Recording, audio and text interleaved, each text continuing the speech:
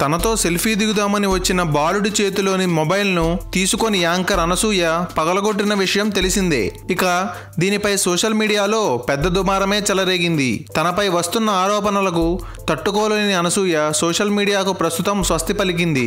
Anasuya గైర్హాజరు anchor రష్మికి కొత్త తలనొప్పులు తెచ్చింది. అదెలాగంటారా? చూడండి.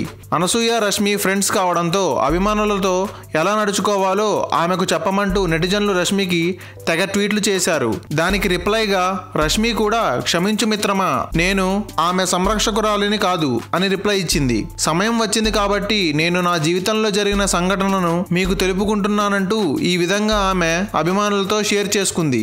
ఎప్పటిలాగే షూటింగ్ పూర్తి చేసుకుని ఇంటికి బయలుదేరాను. దారి మధ్యలో అర్ధరాత్రి పూట బైక్స్ మీద 4 కుర్రాళ్ళు నన్ను వెంబడించారు. అలా ఫాలో అవడం సబబేనని వాళ్ళు భావించినట్లున్నారు. వాళ్ళను వదిలించుకోవడానికి నా డ్రైవర్ తన సాయశక్తులా ప్రయత్నించాడు. బహుశా వాళ్లకు పని పాట లేదనుకుంటా.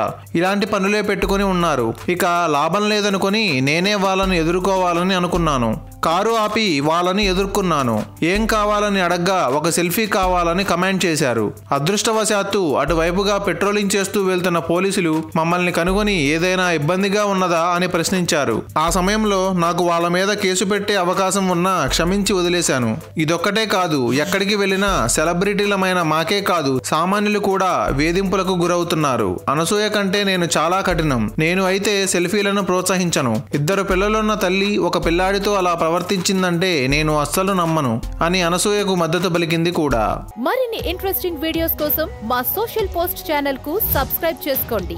ఇన్స్టెంట్ అప్డేట్స్ కోసం కింద ఉన్న బెల్ ఐకాన్ ప్రెస్ చేయండి.